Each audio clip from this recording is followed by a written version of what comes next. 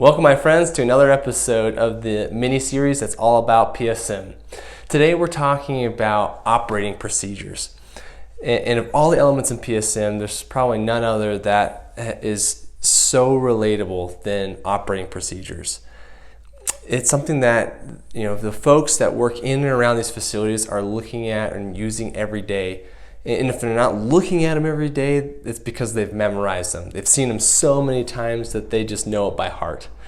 And so as it relates to this element of process safety management, there's a lot of discussion about what should be included in operating procedures and how often should you train and refresh your employees on those operating procedures. And we're going to dive deeper in our masterclass about what does a good operating procedure look like versus a bad one. We'll go through some case studies, we'll look at some templates, we'll have a discussion about how do you develop operating procedures and that sort of stuff. And so definitely join us in our masterclass for an in-depth discussion about it. But here's what OSHA has to say about it.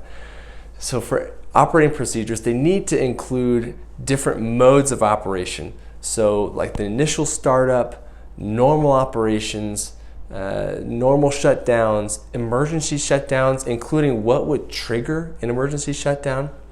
How do you start up the facility after a turnaround or some kind of emergency shutdown? And so all those different modes of operation need to be included.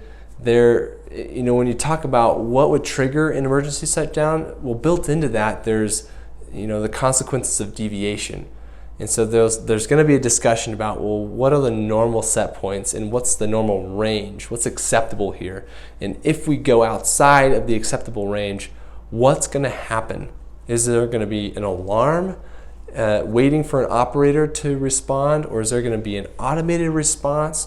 Is there some point in which the whole facility is going to shut down, or are there going to be parts of the facility that get shut down?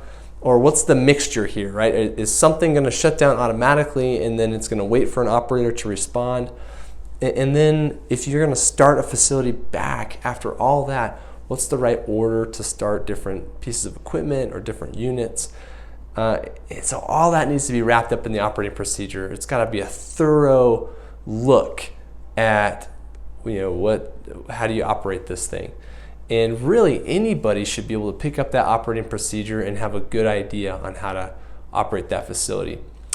And so there's also a discussion about how often do you train people on the procedure. Well, certainly there's a really in-depth training that everyone needs to go through when they're first hired on or moved into that facility to prove that they're competent in operating that facility in whatever mode of operation.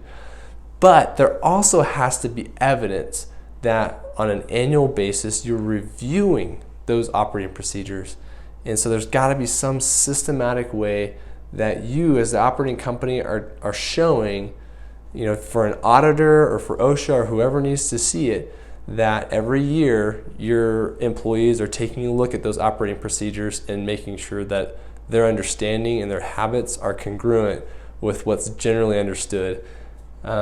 And by the way, those operating procedures need to not conflict with other process safety information. Meaning, just because lots of people think that this pump or fan or whatever equipment should be operated a certain way and it's always been done this way, if that conflicts with what the manufacturer says is supposed to be the mode of operation, because there's going to be a piece of process safety information that is like your manufacturer's recommended operating procedures and whatnot.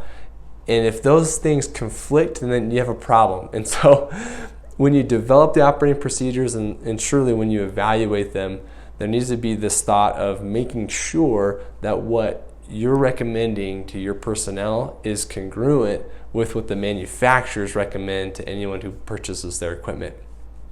And sometimes that has to be revisited every time you do MOC, or management of change. So if you make some change in your facility, you got to think, is this changing my operating procedures, or should it, because we're changing the equipment? And we're going to dive deep into this in our masterclass. So I'm looking forward to seeing you there. Thanks for tuning in today. Have a great day.